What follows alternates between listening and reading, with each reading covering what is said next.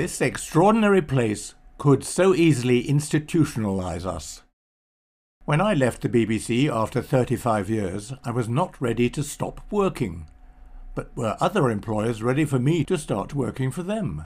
Looking for freelance work, I made a showreel of my productions and game shows from Call My Bluff to most recently Wipeout. As a director, my credits include talk shows, game shows, Top of the Pops, The Generation Game, and 2 series of A Bit of Fry and Laurie, which I also produced. Hell with what it's about, John! Peter, we need to talk. Where and when? Round the table right now. I'm on my way. John, listen, you and I, we bust our hump building up this health club. At my present age, 81, Winston Churchill had just stepped down from being Prime Minister. At just under 60 years old, surely I could still find gainful employment somewhere. I certainly could, and now, 22 years later, I am still occasionally being employed for money. Amazing. It was unlikely that I would be producing chart-topping or spectacular television shows anymore, and trying to find work in television was a struggle. I was considered too old, I suppose, but in fact my new life was just beginning. Lowering my sights, I bought state-of-the-art video shooting and editing equipment and took an extensive training course to learn how to use it all. I joined a local networking group and advertised myself online as a video maker.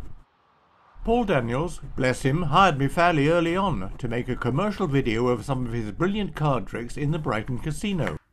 In this case, with my daughter. You can only hear the box rattling, but in fact you're doing sleight of handkerchief. And inside here now, what was the card you finished up with? The 7 of diamonds, yes? Yeah, 7 of diamonds.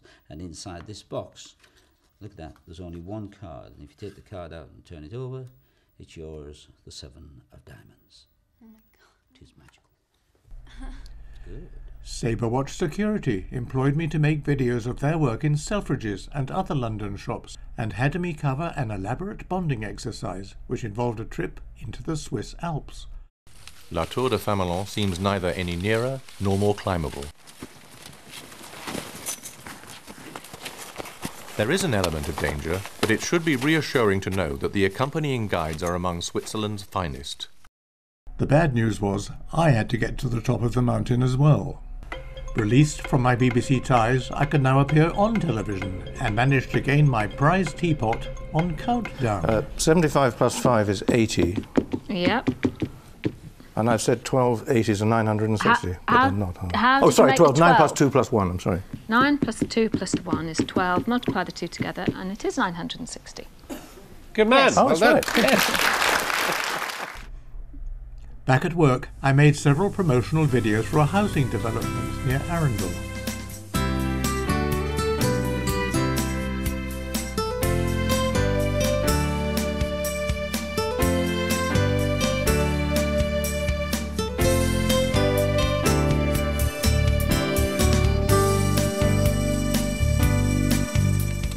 I was employed by Wakehurst Place, the country arm of Kew Gardens, and became briefly a wildlife photographer, studying badgers, kingfishers, and some baby buzzards in their nest.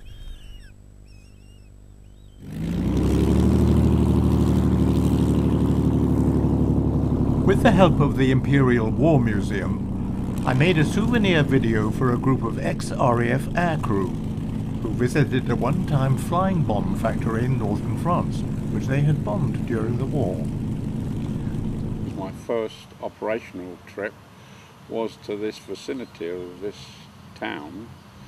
We were informed that the briefing, it was for bombing these V weapons that the Germans were amassing.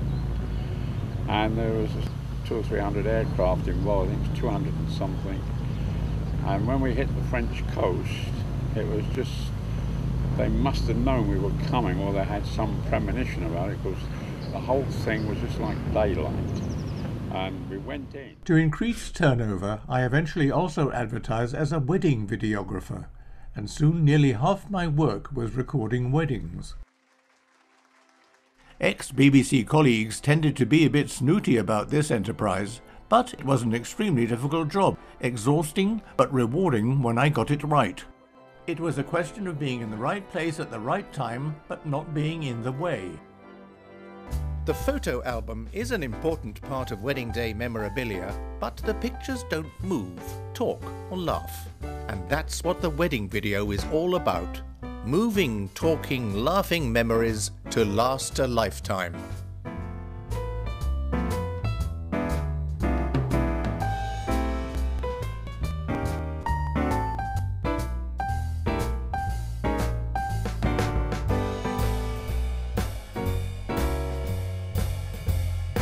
You tell us what you would like included in your video. I once filmed 2 weddings in 2 consecutive days. The first wedding in London, the next in Cheltenham the following day. The grandest wedding was in Scotland's most expensive hotel, the Inverlochy Castle in Fort William. The Scottish wedding lasted 3 days and included golf, shooting and fishing.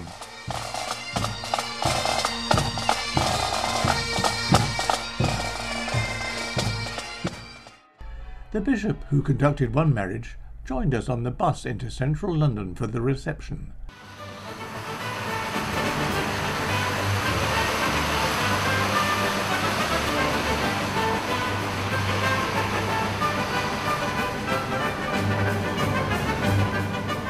Money started flowing in, and I was soon in the enviable position of being an entrepreneur while also still receiving my BBC pension.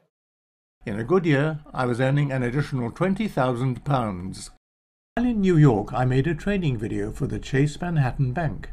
In Barbados, I made a pilot guidebook video. It was a series of caves like neighbouring Harrison's caves, but the roofs literally caved in a few thousand years ago, leaving this wonderful jungle walk, which gives you some idea of what this island must have been like when the first Europeans came here about 400 years ago.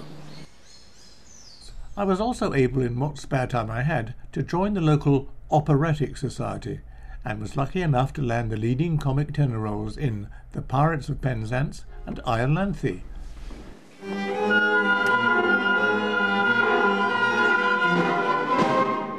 law is the true embodiment of everything that's excellent. It has no kind of fault or flaw, and I, my lords, embody the law. My toughest but most enjoyable part was Fagin in Oliver.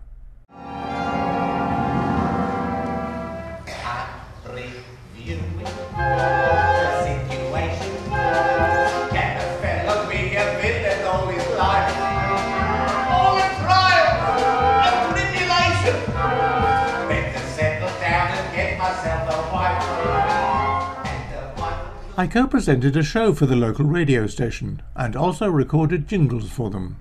Make your day go with a bang, Rockets FM.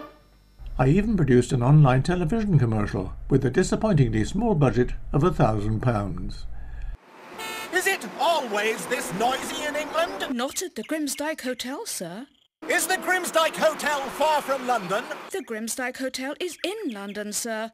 A beautiful old country house in 40 acres of woodland. But it's only 10 miles from Heathrow Airport and 10 miles from the centre of town. An ideal conference centre. The Grimsdyke Hotel, London's country retreat. www.grimsdyke.com. There's no need to shout. As well as being gainfully employed, I was able to indulge myself with projects of my own. For a family reunion, I created a video family tree and a little documentary about a great-grandfather. Next is the remarkably named George Washington Brazier Cray, aide-de-camp to the Viceroy. ADCs were highly glamorous figures for the British young ladies in India. Sir Edward Buck, whom we have already seen in the picture, tells this little story in Shimla, Past and Present. One day a pretty young thing came to church with her mother. On the way home, she was heard gushing, "Oh, Mother, wasn't it a wonderful service?" "Why wonderful, dear? It seemed to me just as usual," replied her mother. "Oh, Mother, didn't you notice? There were 5 ADCs. Gloria, Gloria, Gloria, Gloria.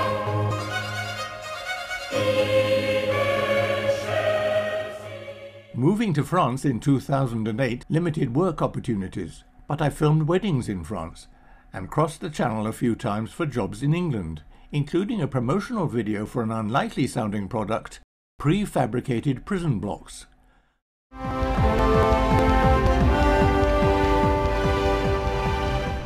And now, 23 years after the leaving BBC and aged 81, I am still getting very occasional employment as a voiceover artist when the client is asking for an older sound.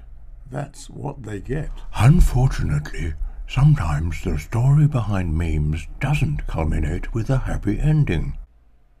Shocked, aroused, stunned are all acceptable reactions at the sight of the infamous image. And I'm delighted to say life goes on. Well, this is